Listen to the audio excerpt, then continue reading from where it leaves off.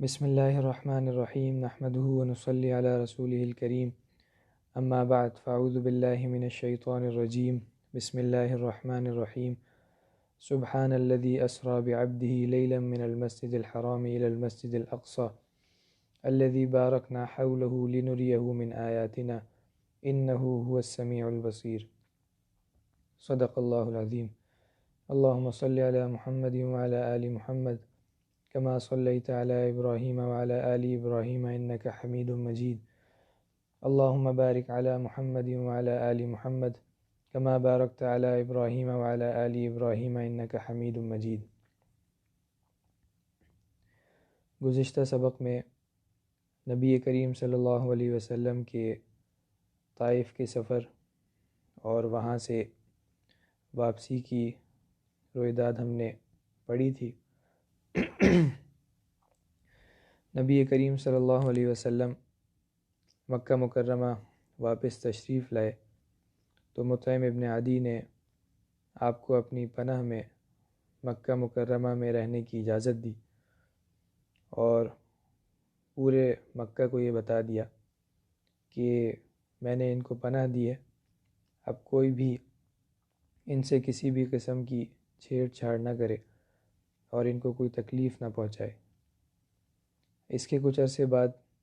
حضرت طفیل دوسی رضی اللہ تعالیٰ عنہ کے اسلام لانے کا واقعہ پیش آیا۔ ان کا نام طفیل ابن عمرو تھا اور یہ باہر سے مکہ مکرمہ تشریف لائے تھے۔ تو جب یہ مکہ مکرمہ پہنچے تو بہت سارے لوگوں نے انہیں یہ مشورہ دیا کہ بھائی یہاں پہ ایک نیا آدمی ظاہر ہوا ہے اور وہ یہ کہتا ہے کہ اللہ تعالیٰ ایک ہیں اور اس کا کلام اس طرح کا ہے جیسا کہ جادو ہوتا ہے، اور اس کے کلام کی وجہ سے ماں باپ میں اور بہن بھائیوں میں آپس میں جدائی ہو جاتی ہے۔ یہ اس وجہ سے کہا تھا کہ جو کوئی مسلمان ہو جاتا تھا تو نبی کریم صلی اللہ علیہ وسلم کے ساتھ شامل ہو جاتا تھا، اور اس کے جو گھر والے تھے وہ اس کے اسلام پہ راضی نہیں ہوتے تھے، جس کی وجہ سے آپس میں لڑائیاں ہوتی تھیں اور جدائی کی نوبت آ جاتی تھی۔ چنانچہ حضرت طفیل ابن عمرو دوسی رضی اللہ تعالیٰ عنہ نے اس خوف سے کہ کہیں میں اس آدمی کا کوئی کلام سن نہ لوں، اپنے کانوں میں کپڑے ٹھوس لیے اور یہ سوچ کے کہ کہیں غلطی سے بھی کوئی آواز میرے کانوں میں نہ پڑ جائے اور مجھے کوئی نقصان نہ ہو جائے، لیکن اللہ تعالیٰ کو ان کی ہدایت منظور تھی اور انہیں ہدایت دینا تھا۔ اس وجہ سے وہ یہ خود فرماتے ہیں کہ میں حرم شریف میں گیا اور نبی کریم صلی اللہ علیہ وسلم وہاں پہ موجود تھے اور آپ تلاوت فرما رہے تھے، تو اگرچہ میں نے کانوں میں کپڑے ٹھونسے ہوئے تھے پھر بھی کچھ نہ کچھ آواز میرے کانوں میں پہنچ گئی۔ تو جب میں نے وہ کلام سنا تو مجھے وہ بہت ہی زیادہ اچھا لگا، اور میں نے یہ کہا کہ بھائی اپنے دل میں یہ سوچا کہ تم تو اتنے بڑے شاعر ہو اور سچ اور جھوٹ میں تمیز کر سکتے ہو، تو پھر تم نے ایسا کیوں کیا ہوا ہے، اپنے کانوں میں کپڑے ٹھوسے ہوئے ہیں، تمہیں ان کی بات سننی چاہیے، اگر وہ بات سچی ہوئی تو قبول کر لینا، اگر سچی نہ ہوئی تو رد کر دینا۔ چنانچہ وہ فرماتے ہیں کہ جب نبی کریم صلی اللہ علیہ وسلم گھر تشریف لے جانے لگے تو میں بھی آپ کے پیچھے پیچھے ہو لیا، اور جب آپ گھر پہنچ گئے تو میں نے پورا واقعہ آپ کو بتایا اور یہ بتایا کہ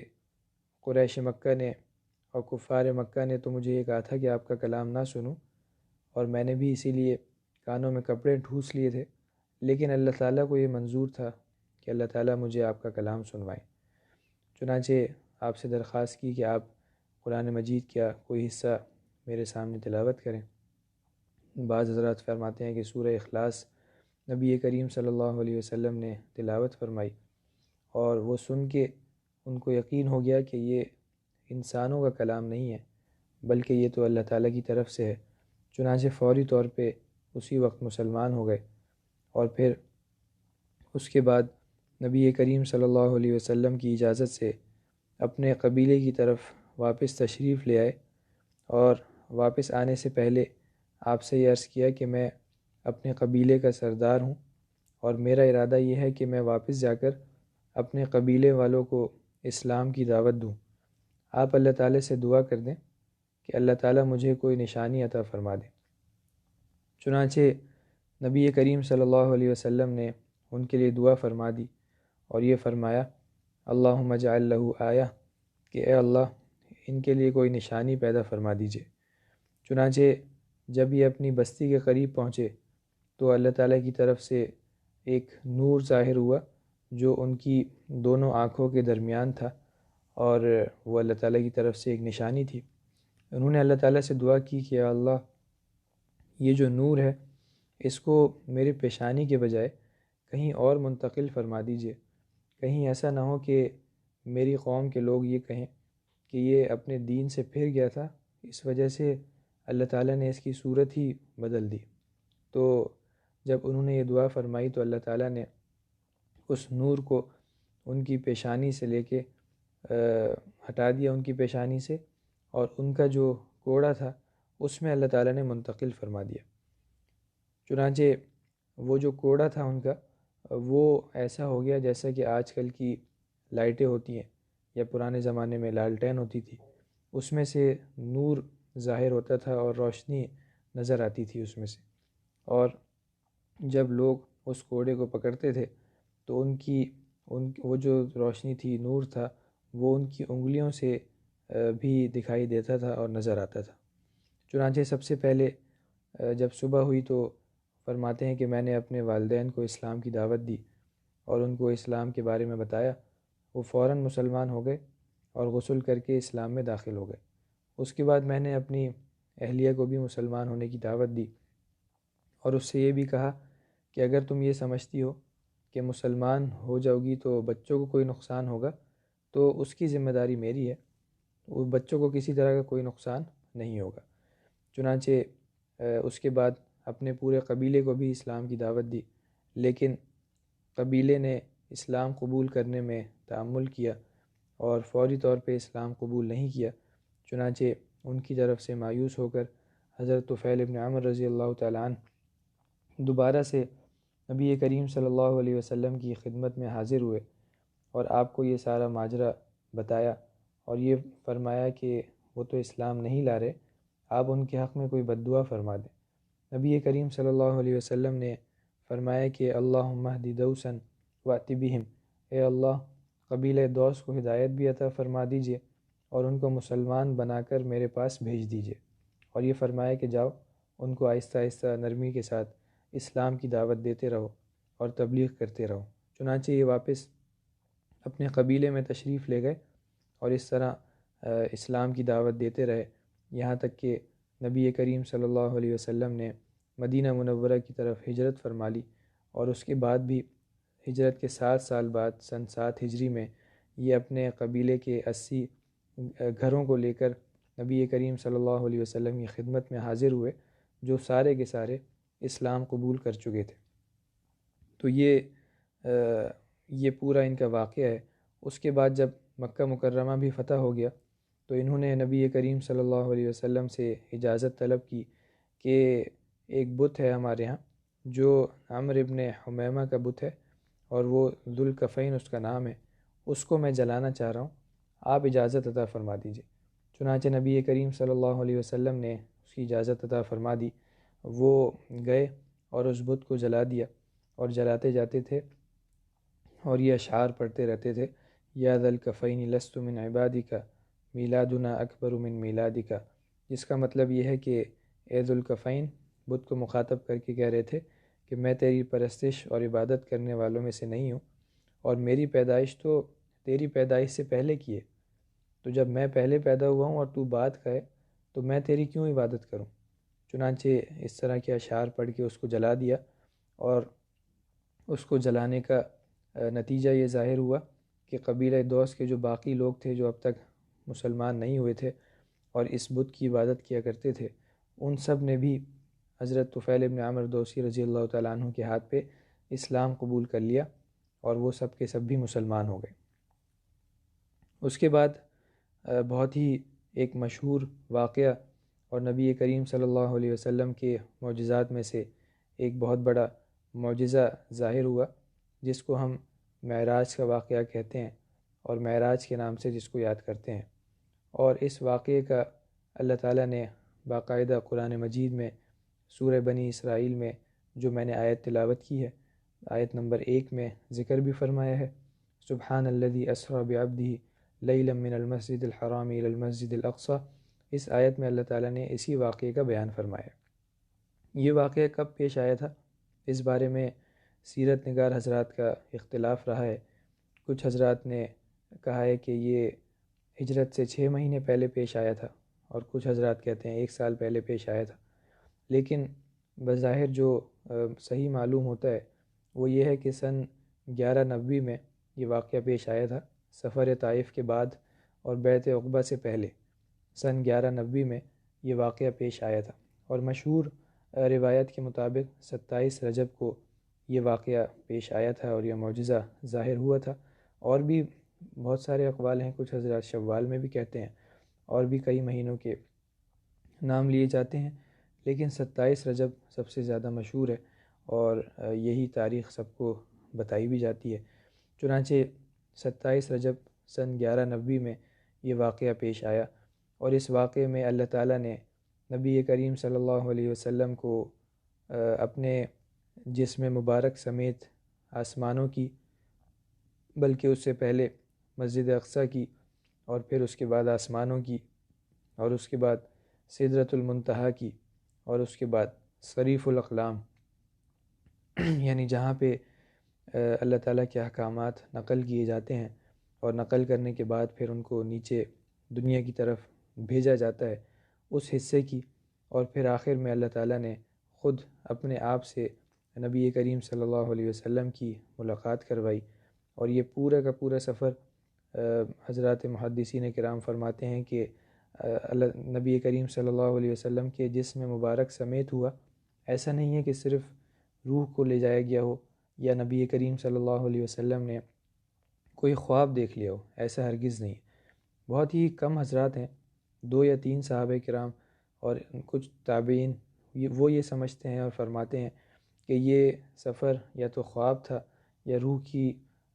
سیر تھی۔ لیکن جتنے بھی باقی حضرات صحابہ کرام ہیں، بڑے بڑے صحابہ ہیں، اور اس کے بعد تابعین ہیں، تبع تابعین ہیں، سارے کے سارے حضرات یہ سمجھتے ہیں اور یہ فرماتے ہیں کہ یہ سیر صرف روحانی نہیں تھی، کوئی خواب نہیں تھا، بلکہ یہ جسمانی تھی، اور نبی کریم صلی اللہ علیہ وسلم نے باقاعدہ اپنے جسم مبارک سمیت یہ سیر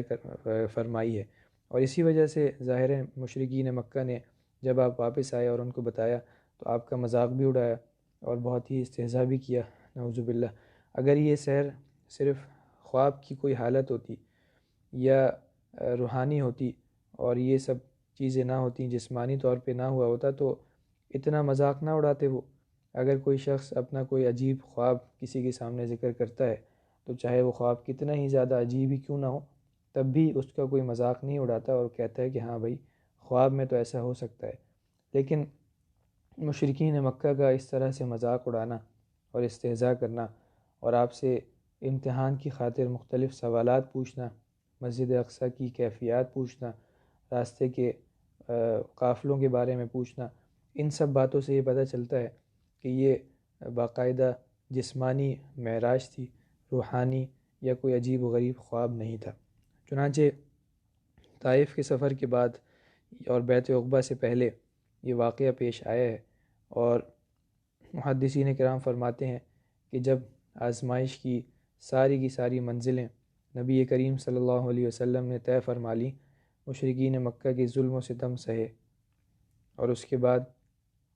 طائف کے سفر میں نبی کریم صلی اللہ علیہ وسلم کے ساتھ جو کچھ حادثہ پیش آیا، ان سب کے بعد جتنی بھی منزلیں تھیں وہ طے ہو گئیں، اور ان منزلیں طے کرنے کا جو انعام اللہ تعالیٰ نے عطا فرمایا وہ معراج کی صورت میں عطا فرمایا کہ آپ کو زمین کی پستیوں سے اٹھا کے آسمان کی بلندیوں تک اللہ تعالیٰ نے پہنچا دیا، اور اللہ تعالیٰ نے خود اپنی ملاقات کا شرف آپ کو عطا فرمایا صلی اللہ علیہ وسلم۔ چنانچہ یہ واقعہ اس طرح سے پیش آیا ہے کہ نبی کریم صلی اللہ علیہ وسلم حضرت ام ہانی رضی اللہ تعالیٰ عنہ کے گھر میں آرام فرما رہے تھے۔ حضرت جبرائیل امین علیہ الصلاۃ والسلام اس گھر کی چھت سے تشریف لائے، یعنی دروازے سے نہیں آئے بلکہ چھت پھاڑ کے وہاں سے تشریف لائے، نبی کریم صلی اللہ علیہ وسلم کو جگایا اور اس کے بعد آپ کو حرم شریف کی طرف لے کے چلے گئے۔ حرم شریف میں جب آپ پہنچے تو وہاں پہ جا کے حتیم میں آپ لیٹ گئے اور وہاں جا کے لیٹ کے سو گئے۔ اس کے بعد حضرت جبرائیل امین علیہ الصلاۃ والسلام اور حضرت میکائیل علیہ الصلاۃ والسلام نے نبی کریم صلی اللہ علیہ وسلم کو دوبارہ سے جگایا اور اس کے بعد زمزم کا جو کنواں ہے اس کے اوپر آپ کو لے گئے، اور اس کنویں کے اوپر لے جانے کے بعد آپ کے سینہ مبارک کو چاک کیا، اور اس میں جو ہے وہ ایمان اور حکمت اللہ تعالیٰ کی طرف سے جو آیا ہوا تھا اس کو بھر دیا، اور قلب مبارک کو، آپ کے دل کو نکال کے زمزم کے پانی سے دھویا، اور ایک سونے کا تش تھا، برتن تھا جو ایمان اور حکمت سے بھرا ہوا تھا، اس ایمان اور حکمت کو نبی کریم صلی اللہ علیہ وسلم کے سینہ مبارک میں بھر دیا، اور اس کے بعد آپ کے سینہ مبارک کو دوبارہ سے سی کر اسی طرح سے صحیح کر دیا، اور دونوں کندھوں کے درمیان جو نبوت کی مہر تھی وہ لگا دی گئی۔ اس کے بعد براق لایا گیا۔ براق ایک سواری ہے جو یہ خچر جو ہوتا ہے اس سے چھوٹی تھی اور گدھے سے کچھ بڑی تھی، تو یہ براق کہا جاتا ہے، سفید رنگ کی تھی، اور یہ اللہ تعالیٰ کی طرف سے ایک مخصوص سواری تھی، اور یہ سواری ایسی تھی کہ اس کی رفتار اتنی زیادہ تیز تھی کہ جہاں تک نظر پہنچتی ہے وہاں تک اس کا ایک قدم ہوتا تھا، جو منتہائے نظر ہے وہاں تک اس کا ایک قدم تھا، اتنی تیز رفتار سواری تھی۔ جب نبی کریم صلی اللہ علیہ وسلم براق پر سوار ہونے لگے تو براق نے جیسے گھوڑے وغیرہ شوخی کرتے ہیں اور جب کوئی ان پہ سوار ہونے لگتا ہے تو ہل جل کرتے ہیں، تو اسی طرح سے اس نے بھی ہل جل کی اور شوخی کی، تو حضرت جبرائیل علیہ الصلاۃ والسلام نے اس سے یہ فرمایا کہ تمہیں پتہ ہے کہ تمہارے اوپر کون سوار ہیں؟ تمہارے اوپر سب سے زیادہ مکرم اور محترم بندہ سوار ہے۔ یہ سن کے براق شرم کی وجہ سے پسینہ پسینہ ہو گیا اور حضور صلی اللہ علیہ وسلم کو لے کر روانہ ہوا۔ حضرت جبرائیل علیہ السلام اور حضرت میکائیل علیہ الصلاۃ والسلام آپ کے ہمراہ تھے، اور ایک روایت سے یہ بھی پتہ چلتا ہے کہ حضرت جبرائیل امین علیہ الصلاۃ والسلام براق پہ آپ کے پیچھے بیٹھے ہوئے تھے۔ چنانچہ راستے میں نبی کریم صلی اللہ علیہ وسلم نے فرمایا کہ ایسی زمین سے گزر ہوا جس میں کھجور کے بہت ہی زیادہ درخت تھے، وہاں پہ حضرت جبرائیل علیہ الصلاۃ والسلام نے فرمایا کہ اتر کے آپ یہاں نفل پڑھ لیں۔ چنانچہ نبی کریم صلی اللہ علیہ وسلم نے وہاں اتر کے نفل پڑھی، اس کے بعد وہاں سے روانہ ہوئے۔ حضرت جبرائیل علیہ الصلاۃ والسلام نے آپ سے پوچھا کہ آپ کو پتہ ہے؟ آپ نے کہاں نماز پڑھی؟ آپ نے فرمایا کہ نہیں، مجھے نہیں پتہ۔ حضرت جبرائیل علیہ الصلاۃ والسلام نے بتایا کہ یہ یثرب ہے، مدینہ ہے، جہاں پہ آپ عنقریب ہجرت فرمائیں گے، اس جگہ آپ نے نماز پڑھی ہے۔ چنانچہ اس کے بعد ایک اور جگہ پہ اتروا کے حضرت جبرائیل علیہ السلام نے آپ کو نماز پڑھوائی، اور اس کے بعد یہ بتایا کہ وادی سینا میں حضرت موسیٰ علیہ الصلاۃ والسلام کا جو درخت تھا وہاں پہ آپ نے نماز پڑھی ہے، اور اس کے بعد تیسری جگہ حضرت شعیب علیہ الصلاۃ والسلام کا جو مسکن تھا وہاں پہ نماز پڑھوائی، اور اس کے بعد حضرت عیسیٰ علیہ الصلاۃ والسلام کی جو پیدائش کی جگہ ہے جس کو بیت الحم کہتے ہیں، وہاں پہ اتر کے نبی کریم صلی اللہ علیہ وسلم نے نماز پڑھوائی۔ اور اس کے بعد جب آپ راستے سے جا ہی رہے تھے، براق پہ سوار ہو کے تشریف لے جا رہے تھے، اسی دوران ایک بڑھیا راستے میں کھڑی ہوئی تھی اور آپ کو اس نے اپنی طرف بلایا۔ حضرت جبرائیل علیہ الصلاۃ والسلام نے فرمایا کہ اس کی طرف توجہ نہ فرمائیں اور چلتے رہیں۔ چنانچہ جب آگے گئے تو ایک بوڑھا بھی نظر آیا، اس نے بھی آپ کو اپنی طرف متوجہ کرنے کی کوشش کی، لیکن جبرائیل علیہ الصلاۃ والسلام نے منع فرما دیا کہ اس کی طرف توجہ نہ فرمائیں اور سیدھے چلتے رہیں۔ بعد میں بتایا کہ وہ جو بڑھیا تھی وہ دنیا تھی، اور اس بڑھیا کی شکل میں دنیا آپ کے سامنے آئی تھی، اور اس نے آپ کو اپنی طرف متوجہ کرنے کی کوشش کی تھی، اور یہ بتایا کہ جیسے اس بڑھیا کی عمر بہت ہی کم رہ گئی ہے، اسی طرح سے دنیا کی بھی عمر اب کم ہی رہ گئی ہے، اور عن قریب دنیا بھی تباہ و برباد ہونے والی ہے۔ چنانچہ جب قیامت آئے گی تو یہ دنیا اور اس کا سارا وجود ختم ہو جائے گا۔ اور اس بوڑھے کے بارے میں بتایا کہ وہ شیطان تھا جو کہ آپ کو اپنی طرف متوجہ کرنا چاہ رہا تھا۔ اس کے بعد ایک جماعت پہ آپ کا گزر ہوا، اس جماعت نے آپ کو ان الفاظ سے سلام کیا: السلام علیکہ یا اول، السلام علیکہ یا آخر، السلام علیکہ یا حاشر۔ بعد میں پتہ چلا کہ یہ انبیاء کرام کی جماعت تھی، اور وہ حضرت ابراہیم علیہ السلام، حضرت موسیٰ علیہ السلام اور حضرت عیسیٰ علیہ السلام ان میں موجود تھے۔ اس کے بعد ایک روایت میں یہ بھی آتا ہے کہ نبی کریم صلی اللہ علیہ وسلم نے یہ فرمایا کہ شب معراج میں نے حضرت موسیٰ علیہ السلام کو بھی دیکھا ہے، دجال کو بھی دیکھا ہے، اور خازن جہنم یعنی جو جہنم کا داروغہ ہے اس کو بھی میں نے دیکھا ہے، اور اس کا نام مالک ہے۔ اس کے بعد راستے میں ہی ایک قوم سے آپ کا گزر ہوا، اور ان کے جو ناخن تھے وہ تانبے کے تھے، اور ان ناخنوں سے اپنے چہروں کو اور اپنے سینوں کو وہ نوچ رہے تھے۔ اس کے بارے میں حضرت جبرائیل علیہ السلام سے دریافت کیا تو انہوں نے بتایا کہ یہ وہ لوگ ہیں جو آدمیوں کا گوشت کھاتے ہیں، یعنی لوگوں کی غیبت کرتے ہیں۔ اس سے یہ پتہ چلتا ہے کہ غیبت کرنا کتنا بڑا گناہ ہے اور اس کی سزا کتنی زیادہ سخت ہے۔ اللہ تعالیٰ حفاظت فرمائے، ہمیں بھی غیبت سے بچنے کی توفیق عطا فرمائے۔ غیبت کسی بھی ایسے ذکر کو کہتے ہیں، ایسے تذکرے کو کہتے ہیں جو کسی کی غیر موجودگی میں کیا جائے، اور وہ جو تذکرہ ہے اور ذکر ہے اگر وہ اس تک پہنچے تو اس کو برا محسوس ہو، اب وہ چاہے اگر سچا ہو تب بھی یہ غیبت ہے۔ اگر کوئی شخص کسی شخص میں کوئی برائی ہے اور آپ اس کی غیر موجودگی میں اس کو ذکر کر رہے ہیں، اور آپ یہ کہہ رہے ہیں کہ وہ تو پہلے سے اس کے اندر موجود ہے، میں کوئی جھوٹ تو نہیں بول رہا، اور بعض لوگ کہتے ہیں کہ میں اس کے منہ پہ بھی یہ کہہ سکتا ہوں، ان سب باتوں کے باوجود بھی یہ غیبت میں شامل ہے۔ اللہ تعالیٰ ہماری حفاظت فرمائے اور ہم سب کو اس سے بھی اور باقی جتنے بھی گناہ ہیں ان سب سے بچنے کی توفیق عطا فرمائے۔ اسی طرح ایک شخص کو آپ نے دیکھا کہ ایک نہر میں تیر رہے اور پتھر کھا رہے وہ، تو اس کے بارے میں پوچھا تو یہ پتہ چلا کہ یہ سود خور ہے، جو دنیا میں سود کھایا کرتا تھا، اس کا بدلہ اور نتیجہ اس کو یہاں پہ یہ ملا ہے کہ اس کو پتھر کھانے پڑ رہے ہیں۔ اس کے بعد ایک جماعت سے آپ کا گزر ہوا تو ان کو یہ دیکھا کہ وہ بیج ڈالتے ہیں زمین میں، اور ایک ہی دن میں اس پہ جو پودے ہیں، جو بھی کاشتکاری ہے وہ بھی ہو جاتی ہے، اور اسی دن میں وہ کاٹ بھی لیتے ہیں اس کو، اور اس کاٹنے کے بعد کھیتی پھر سے ویسی ہو جاتی ہے۔ اور نبی کریم صلی اللہ علیہ وسلم نے حضرت جبرائیل علیہ السلام سے دریافت کیا تو انہوں نے بتایا کہ یہ وہ لوگ ہیں جو جہاد میں ہیں، اللہ تعالیٰ کے راستے میں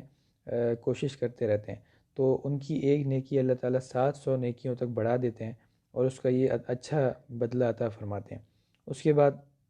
ایک ایسی قوم کے اوپر سے گزر ہوا جو کہ بیٹھے ہوئے تھے، ان کے سامنے 2 ہانڈیاں تھیں،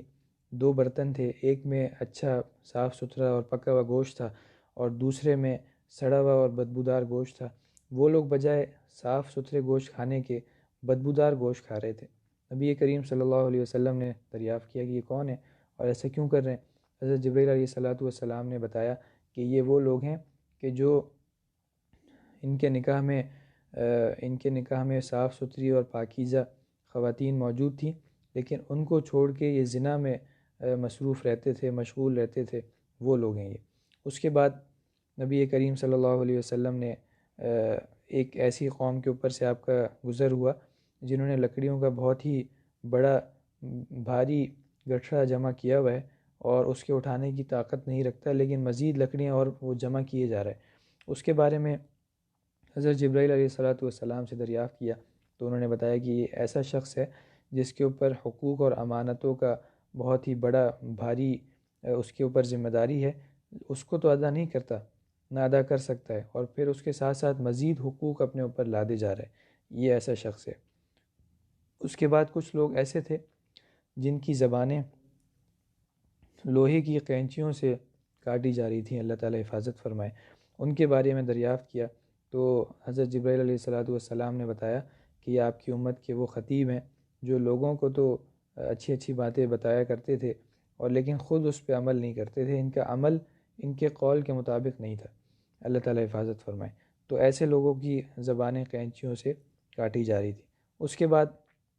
نبی کریم صلی اللہ علیہ وسلم ان تمام چیزوں کو دیکھتے ہوئے بیت المقدس پہنچے، اور بیت المقدس جب پہنچے تو نبی کریم صلی اللہ علیہ وسلم کی جو سواری تھی وہ آپ نے اسی کڑے سے باندھی جس سے انبیاء کرام اپنی سواریوں کو باندھا کرتے تھے۔ اور ایک روایت میں یہ بھی ہے کہ حضرت جبرائیل علیہ السلام نے ایک پتھر میں اپنی انگلی سے سوراخ کیا اور وہاں پہ براق کو باندھ دیا گیا۔ اور پھر حضرت جبرائیل علیہ السلام نبی کریم صلی اللہ علیہ وسلم کے ہمراہ مسجد اقصی میں داخل ہو گئے، اور 2 رکعت نبی کریم صلی اللہ علیہ وسلم نے تحیۃ المسجد کی وہاں پہ ادا فرمائی۔ اور جب وہاں پہ پہنچے تو یہ دیکھا کہ جتنے بھی انبیاء کرام ہیں وہ نبی کریم صلی اللہ علیہ وسلم کی حاضری کے لیے اور استقبال کے لیے وہاں پہ موجود ہیں۔ اور بعض حضرات یہ فرماتے ہیں کہ وہ انبیاء کرام اور آسمانوں میں جن انبیاء کرام سے ملاقات ہوئی وہ سارے کے سارے نبی کریم صلی اللہ علیہ وسلم کی عزت کے لیے، تکریم کے لیے اللہ تعالیٰ نے ان کے جسم و سمیت ان کو وہاں پہ بلایا ہوا تھا۔ ویسے بھی انبیاء کرام کے جو اجسام مبارکہ ہیں وہ قبروں میں بالکل اسی حالت میں رہتے ہیں جس حالت میں ان کو رکھا گیا ہے۔ انبیاء کرام کے جسموں کو اللہ تعالیٰ نے قبر کی مٹی پہ حرام کر دیا ہے۔ قبر کی مٹی ان کے جسموں کو کسی طرح کا کوئی نقصان نہیں پہنچا سکتی۔ اس وجہ سے بعض حضرات تو یہ کہتے ہیں کہ یہ مسجد اقصی میں اور آسمانوں میں جو انبیاء کرام سے ملاقات ہوئی ہے تو اپنے جسموں سمیت سب کے سب وہاں موجود تھے، اور بعض حضرات کہتے ہیں کہ نہیں، ان کی جو روحیں تھیں وہ وہاں پہ موجود تھیں۔ بہرحال انبیاء کرام سارے کے سارے وہاں پہ موجود تھے، اور اس کے بعد وہاں پہ ایک مؤذن نے آ کے اذان دی اور اس کے بعد اقامت کہی گئی، اور سب انبیاء کرام منتظر تھے کہ پتہ نہیں ہمیں امامت کون کروائے گا۔ اتنے میں حضرت جبرائیل امین علیہ السلام نے نبی کریم صلی اللہ علیہ وسلم کا ہاتھ پکڑ کے آگے کیا اور آپ سے یہ فرمایا کہ امامت آپ نے کروانی ہے۔ چنانچہ نبی کریم صلی اللہ علیہ وسلم نے سب کو نماز پڑھائی، اور اس کے بعد حضرت جبرائیل نے آپ سے پوچھا کہ آپ کو معلوم بھی ہے کہ آپ نے کس کو نماز پڑھائی ہے؟ آپ نے فرمایا کہ مجھے نہیں معلوم۔ انہوں نے یہ بتایا کہ جتنے بھی نبی مبعوث ہوئے ہیں سب نے آپ کے پیچھے نماز پڑھی ہے۔ اور ایک روایت میں یہ بھی ہے کہ آپ کی آمد پہ فرشتے بھی آسمان سے نازل ہوئے، اور نبی کریم صلی اللہ علیہ وسلم نے انبیاء کرام کی بھی امامت فرمائی اور فرشتوں کی بھی امامت فرمائی۔ اور پھر اس کے بعد نبی کریم صلی اللہ علیہ وسلم آسمانوں کی طرف تشریف لے جانے لگے۔ آسمانوں کی طرف کس طرح سے تشریف لے گئے اس بارے میں مختلف اقوال ہیں۔ بعض حضرات یہ فرماتے ہیں کہ جو براق سواری تھی اسی پہ بیٹھ کے تشریف لے گئے، اور بعض احادیث میں یہ بھی ذکر آیا ہے کہ آسمان سے ایک سیڑھی لائی گئی جو کہ زبرجد کی اور بڑی عمدہ قسم کی سیڑھی تھی، اور اس سیڑھی کے ذریعے نبی کریم صلی اللہ علیہ وسلم آسمانوں کی طرف بلند ہوئے اور آسمان کی طرف جانے لگے۔ جب اس طرح سے پہلے آسمان پہ پہنچے تو حضرت جبرائیل علیہ السلام نے دروازہ کھلوایا، اور آسمان دنیا کے جو دربان تھا اس نے یہ دریافت کیا کہ کون ہے آپ کے ساتھ؟ تو حضرت جبرائیل علیہ السلام نے بتایا کہ محمد رسول اللہ صلی اللہ علیہ وسلم ہے۔ اس نے کہا کہ ان کو بلانے کا پیغام بھیجا گیا ہے؟ تو حضرت جبرائیل نے کہا کہ ہاں۔ فرشتوں نے یہ سن کے آپ کو مرحبا کہا، آپ کو بڑی عزت اور تکریم کے ساتھ آپ کا استقبال کیا، اور آپ جب آسمان میں داخل ہوئے تو دیکھا کہ بہت ہی ایک بزرگ آدمی ہیں، بزرگ ایک صاحب ہیں، وہ وہاں پہ بیٹھے ہوئے ہیں۔ حضرت جبرائیل علیہ السلام نے فرمایا کہ ان کو آپ سلام کریں، یہ آپ کے جد امجد حضرت آدم علیہ السلام ہیں۔ چنانچہ پہلے آسمان پہ حضرت آدم علیہ السلام سے ملاقات ہوئی، اور ان کے بارے میں نبی کریم صلی اللہ علیہ وسلم فرماتے ہیں کہ میں نے یہ دیکھا کہ وہ جب سیدھے ہاتھ کی طرف دیکھتے ہیں تو وہ ہنستے ہیں، خوش ہوتے ہیں، الٹے ہاتھ کی طرف دیکھتے ہیں تو وہ غمگین ہو جاتے ہیں، پریشان ہو جاتے ہیں۔ تو جبرائیل علیہ السلام نے بتایا یہ سیدھے ہاتھ کی طرف جو لوگ ہیں ان کے، تو یہ وہ لوگ ہیں جو نیک ہیں اور ان کو آخر کار جنت میں جانا ہے۔ ان کو دیکھ کے وہ خوش ہوتے ہیں اپنی اولاد کو جنت میں جاتے ہوئے۔ اور اس کے بعد الٹے ہاتھ پہ جب دیکھتے ہیں تو یہ وہ لوگ ہیں جو گناہ گار ہیں یا کافر مشرک ہیں، اور جو جہنم میں جائیں گے ان کو دیکھ کے غمگین ہوتے ہیں اور پریشان ہوتے ہیں۔ اس کے بعد دوسرے آسمان کی طرف تشریف لے گئے۔ دوسرے آسمان میں حضرت یحییٰ علیہ السلام اور حضرت عیسیٰ علیہ السلام سے ملاقات ہوئی، اور اس کے بعد تیسرے آسمان پہ تشریف لے گئے۔ وہاں پہ اللہ تعالیٰ کے نبی حضرت یوسف علیہ السلام سے ملاقات ہوئی، اور نبی کریم صلی اللہ علیہ وسلم نے فرمایا کہ حضرت یوسف کو حسن کا ایک بہت بڑا حصہ دیا گیا ہے۔ اس کے بعد چوتھے آسمان پہ تشریف لے گئے اور وہاں پہ حضرت ادریس علیہ السلام سے آپ کی ملاقات ہوئی، اور اس کے بعد پانچویں آسمان پہ حضرت ہارون علیہ السلام اور چھٹے آسمان پہ حضرت موسیٰ علیہ السلام سے ملاقات ہوئی۔ اس کے بعد جب ساتویں آسمان پہ تشریف لے گئے تو وہاں حضرت ابراہیم علیہ السلام سے ملاقات ہوئی، اور حضرت ابراہیم علیہ السلام جو بیت المعمور ہے، جو خانہ کعبہ کے بالکل ہی اوپر ہے اور فرشتوں کا گویا کہ خانہ کعبہ ہے، فرشتے اس کا طواف کرتے ہیں، وہاں پہ حضرت ابراہیم علیہ السلام تشریف فرما تھے اور بیٹھے ہوئے تھے۔ وہاں پہ ان سے ملاقات ہوئی اور حضرت ابراہیم علیہ السلام نے بھی آپ کو مرحبا کہا اور آپ کا استقبال کیا۔ اس کے بعد سدرۃ المنتہا کی طرف آپ کو لے جایا گیا۔ سدرۃ المنتہا بیری کا ایک درخت ہے، اور وہاں پہ نبی کریم صلی اللہ علیہ وسلم فرماتے ہیں کہ میں نے ایسے عجیب و غریب نظارے دیکھے، ایسے عجیب و غریب رنگ دیکھے کہ جس کے بارے میں مجھے نہیں پتہ کہ وہ کیا چیزیں ہیں۔ اور سدرۃ المنتہا اصل میں بیری کا درخت ہے۔ آسمان سے جب بھی کوئی حکم نازل ہوتا ہے تو پہلے سدرۃ المنتہا پہ آ کے رک جاتا ہے اور پھر وہاں سے نیچے دنیا کی طرف آتا ہے۔ اسی طرح دنیا سے جو انسانوں کے اعمال وغیرہ لائے جاتے ہیں تو وہ بھی سدرۃ المنتہا پہ لا کے پہلے ٹھہر جاتے ہیں، اور پھر اس کے بعد وہاں سے ان کو اوپر اٹھایا جاتا ہے۔ اس کے بعد نبی کریم صلی اللہ علیہ وسلم نے اسی مقام پہ حضرت جبرائیل امین علیہ السلام کو ان کی اپنی اصلی صورت میں دیکھا، اور اس کے علاوہ بے شمار فرشتوں کو آپ نے دیکھا، اور سونے کے پتنگے اور پروانے بھی دیکھے جو سدرۃ المنتہا کو گھیرے ہوئے تھے۔ نبی کریم صلی اللہ علیہ وسلم کو اس کے بعد جنت اور جہنم کی سیر بھی کروائی گئی، اور جنت سدرۃ المنتہا کے قریب ہی ہے، اس وجہ سے جنت بھی دکھائی گئی، اور اس کے بعد نبی کریم صلی اللہ علیہ وسلم کو جہنم میں دکھلائی گئی، آپ کے اوپر پیش کیا گیا۔ اس کے بعد صریف الاقلام کا مقام آتا ہے۔ صریف الاقلام وہ جگہ ہے جہاں پہ اللہ تعالیٰ کے احکامات کو نقل کیا جاتا ہے اور لکھا جاتا ہے، اور پھر اس لکھنے کے بعد دنیا کی طرف بھیج دیا جاتا ہے۔ چنانچہ نبی کریم صلی اللہ علیہ وسلم کو وہ آوازیں بھی آپ نے سنی جو کہ لکھنے سے پیدا ہوتی ہیں۔ اللہ تعالیٰ کے احکامات وہاں پہ لکھے جا رہے تھے اور نقل کیے جا رہے تھے۔ اس کے بعد صریف الاقلام سے آگے بڑھ کے نبی کریم صلی اللہ علیہ وسلم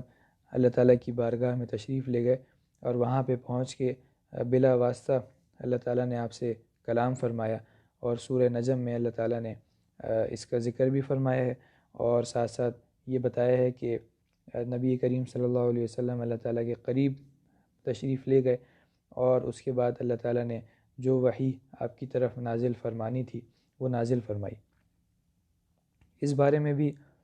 دو اقوال ہیں کہ نبی کریم صلی اللہ علیہ وسلم نے اللہ تعالیٰ کو براہ راست دیکھا ہے یا نہیں دیکھا۔ تو کچھ حضرات فرماتے ہیں کہ آپ نے دیکھا ہے بالکل، اور بلا واسطہ اللہ تعالیٰ نے آپ سے کلام فرمایا ہے، اور کچھ حضرات فرماتے ہیں کہ براہ راست دیکھا تو نہیں ہے لیکن البتہ اللہ تعالیٰ نے آپ سے کلام فرمایا ہے۔ تو یہ دونوں طرح کے اقوال ہیں۔ اس کے بعد اللہ تعالیٰ نے آپ سے کلام فرمانے کے بعد تین چیزیں آپ کو عطا فرمائی اس سفر میں۔ سب سے پہلے تو سورۃ البقرہ کا جو آخری حصہ ہے وہ اللہ تعالیٰ نے عطا فرمایا، اور اس کے بعد اللہ تعالیٰ نے 5 نمازیں عطا فرمائیں جو پہلے 50 تھیں، اور پھر اس کے بعد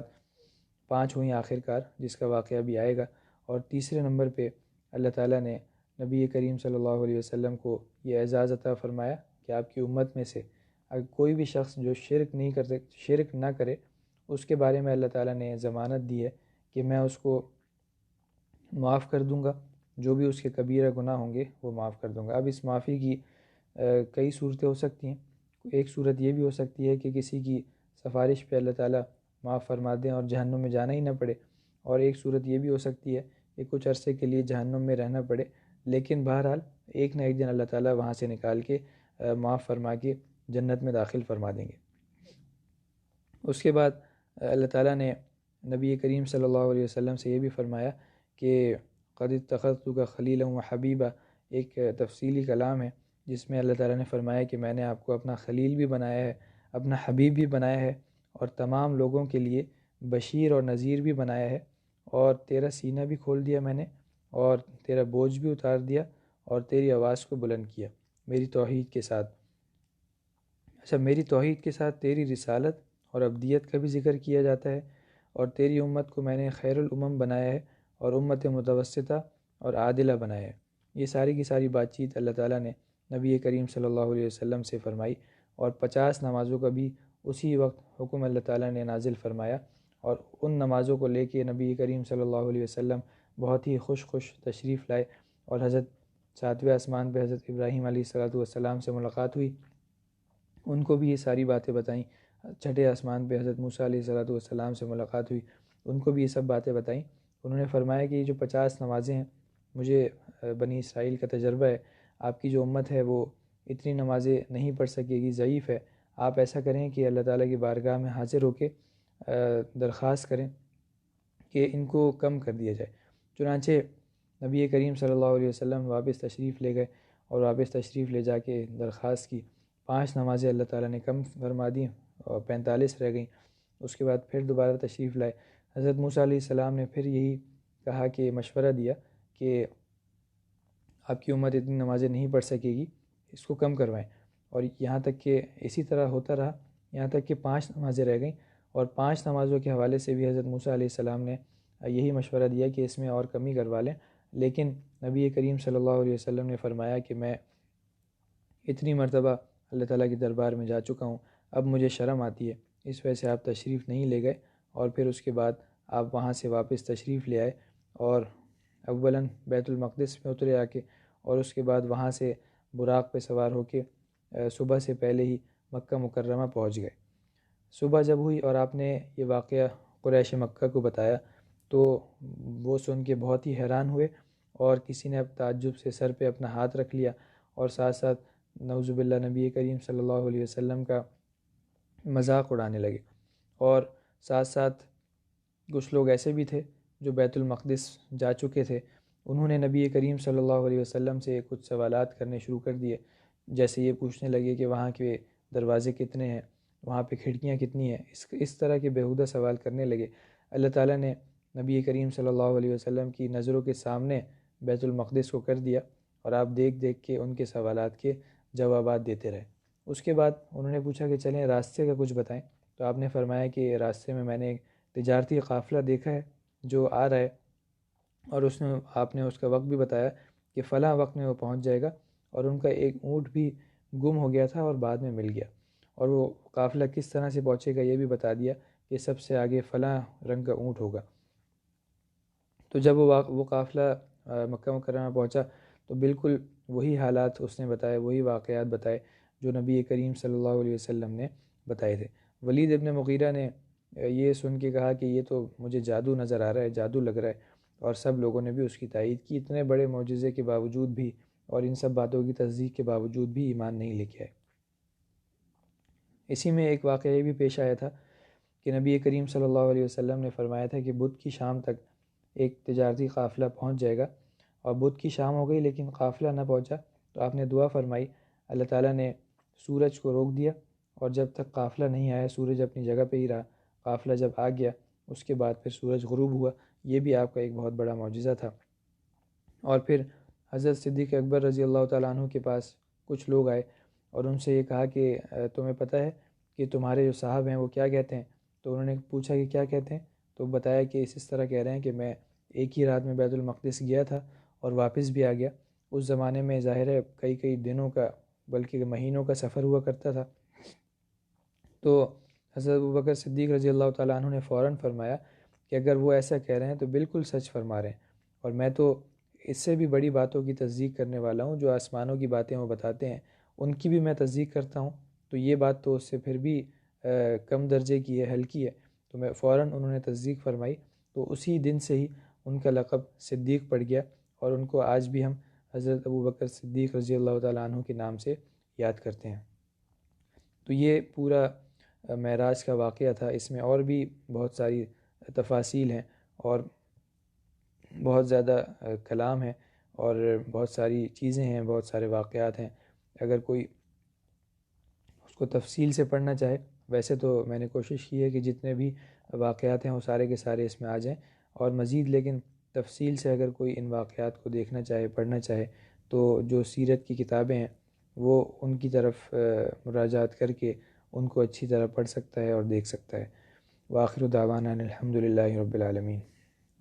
الحمد للہ رب العالمین والصلاة والسلام علی خیر خلقی محمد وعلی آلہ واصحابہ اجمعین، وصلی اللہ تعالی علی خیر خلقی محمد وعلی آلہ واصحابہ اجمعین، آمین برحمتک یا ارحم الراحمین۔